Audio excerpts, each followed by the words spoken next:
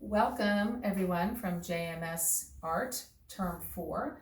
This is our final lesson for the distant learning activities that we've been doing, and obviously I am still Mrs. Mason, but I wanted to give you a little bit of fun by trying to pretend to be Bob Ross. So I can't be Bob Ross, but I want to do the best I can.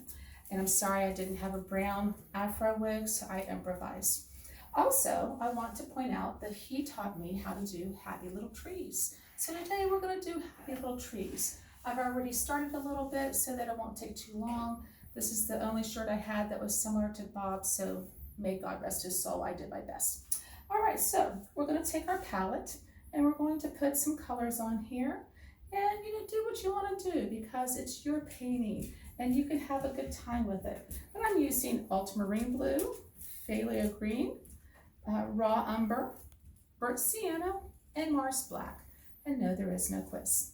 Now I'm going to do some happy little pine trees.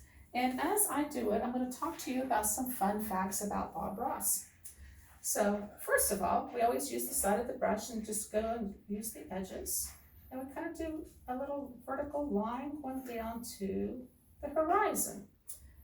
And then we go ahead and just get what we want, both sides, get plenty on here. And this is Bob Ross's palette. This is the best I could do for that. And then you just start and you just barely tap, tap, tap, tap, tap, tap. Get more paint if you would like. And then keep going. It is your trees, it's your happiness. One fact about Bob Ross was that he was a drill sergeant. And he had yelled so much in his career as a drill sergeant that he decided he would never yell again. So that's why he had the soft voice. Also, Bob Ross was missing a finger. It's true. Now, Bob Ross didn't use his left hand, he used his right hand. So his missing finger was on his left hand, but it was covered by his palette. So he got injured as a child doing a wood cutting activity. So that's how he lost his finger. A note to that, my own dad lost a finger when he was cutting wood as a child as well. So it was a common injury.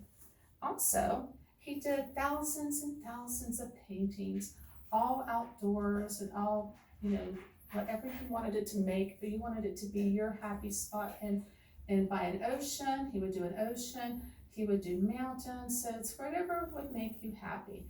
But as you go down, you just put more branches, more branches. Remember the branches go all the way around the tree, and you just keep adding branches. And you can use whatever brush makes you happy. This is my favorite brush that I like to use, which is an easel brush. This is an easel setup. And you could use what's called a fan brush, makes nice trees. Or if you want to do a large painting, you may want to use a large flat brush. So it's really up to you as to what brushes you use. Also, many of Bob Ross's paintings were donated to PBS.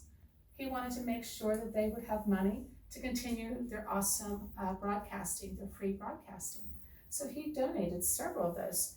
Bob Ross painted and was aired from 1983 to 1994. And then he developed lymphoma and he passed away in 1995 at the age of 52.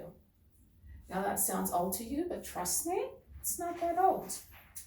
Also, why he painted, he wasn't a trained artist. He watched a person paint and he's decided that when he saw that person paint, he would learn from that man.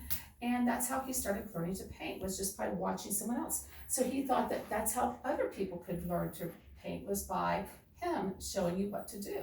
So, and here again, I'm painting more trees. But the man that he painted after was called William Alexander. And that was the show that the man painted and Bob Ross learned from him. So he believes everyone can paint. And also, his paintings, one time he did a painting for a colorblind person, and he did it all in gray so that they could see his paintings. Let's see.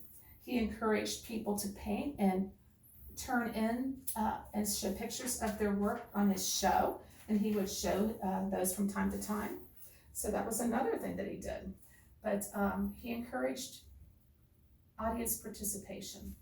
And I'm just going to kind of finish up with this one just because I don't want to take too long. You do not have to paint this week. I just wanted to entertain you today.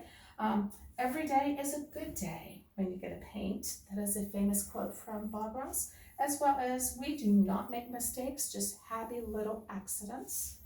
And another one was let's get crazy with the trees, and a tree can be your friend. So as I close and do my last tree that is my friend, I hope that you have enjoyed this 9 weeks, and next year I can't wait to be in class with you so we can do this in person. Have a good day.